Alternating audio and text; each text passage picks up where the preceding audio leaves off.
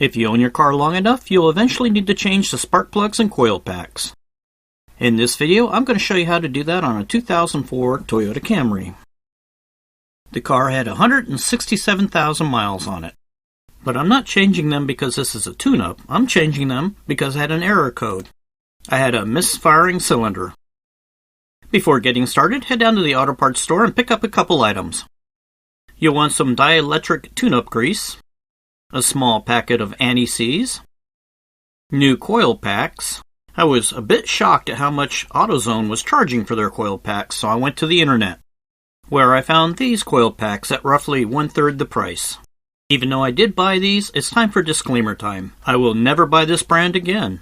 About 6 months after installing them, one of them went bad and left me stranded in the middle of Montana. And you also need to pick up 4 spark plugs. So, how much is all this going to cost you? I spent a total of $98 in parts. According to the strangers on the internet, a shop will charge you between $320 and $481 to do an ignition coil replacement. So by doing this work myself, I say between $200 and $400. Granted, next time I won't save that much because I'm going to be buying a higher quality coil pack. Alright, let's get started changing these things. All of the stuff you'll be working on is hidden behind this cover. To remove it, these are two 10mm bolts. Pull them out.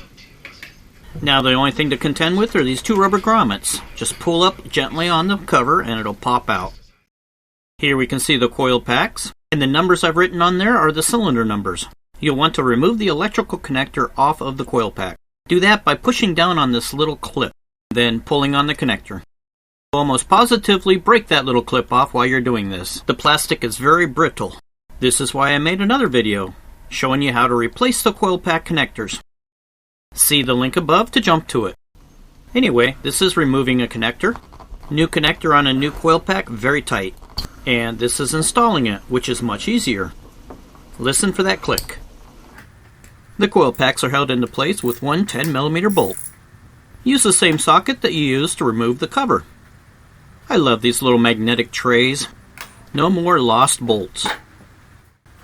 At this point, the only thing holding that coil pack in place is friction. Gently rock it a little and rotate, then pull it straight up. Now we can get to the spark plug. If you've let other people work on your car, this is the point where you wish that they would have used anti-seize. It takes a 16mm spark plug socket. Or if you're used to working on American cars, the 5/8 spark plug socket works. You can see here the spark plug's way down deep inside a hole. You're not going to get your fingers down there. But that problem's easily solved by using a magnet to grab a hold of the plug and then pull it up. There you go. With the spark plug removed, remember you have a hole that goes directly inside your engine. Any small object in the area will be knocked over and fall into that hole, winding up deep inside your engine. So as you pull these plugs out, if you're going to leave the hole open for any length of time, make sure you cover them. Here we can see what the old plug looks like versus the new plug. There are some pretty nifty charts out there that show you how to visually inspect your spark plug and determine the health of your engine. Now, before installing the new plugs, I need to look some technical information up. So I go to my stack of Haynes manuals and I find the correct manual. That's typical, it's always the last place you look. The first thing I need to look up is the gap on the spark plugs. And that turns out to be 0.043 inches. The gap that they're referring to is this, right here. If that gap is not set correctly, the spark plug will either fire too soon or too late. Something I thought was interesting is this little note here. It warns you not to adjust the gap on iridium spark plugs because you'll damage them. So when you set the gap, make sure you're really careful. Here's the gap of the spark plug I took out. And here's the gap of the spark plug I'm putting in. After the gaps are set, it's time to break out the anti-seize.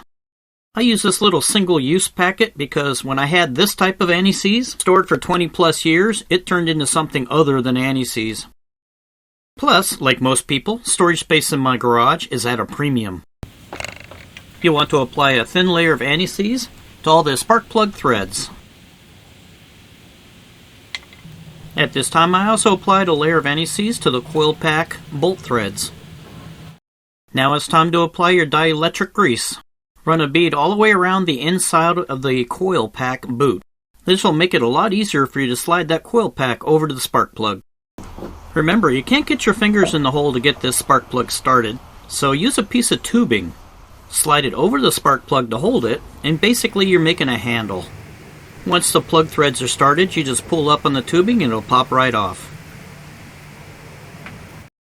Okay, let's head back over to the technical manuals. We need to know what the torque specification is on this spark plug. For spark plugs, we're looking for 168 inch-pounds. Please note I said inch-pounds, not foot-pounds. There's a big difference. To convert inch-pounds to foot-pounds, you divide the number by 12. My torque wrench is in foot-pounds, so I'll need to set it to 14. To do this, you turn this knurled section of the torque wrench. As you do this, it'll climb up this scale here. This is your coarse adjustment. Once you hit the coarse adjustment that you're looking for, you look at this scale here for your fine adjustment. You're looking at the number directly below the line. So this torque setting is 90 foot-pounds, and this one would be 95 foot-pounds. But don't do that. That's an example. We want 14 foot-pounds. When you've hit the correct torque, you'll hear a loud click and the torque wrench will actually give away a little bit.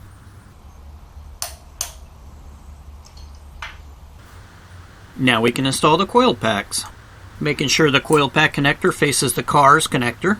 Slide it down over the spark plug. You should pretty much feel it snap into place as it goes over the spark plug connector. Hook up the electrical connector to the coil pack. Then install the coil pack hold-down bolt.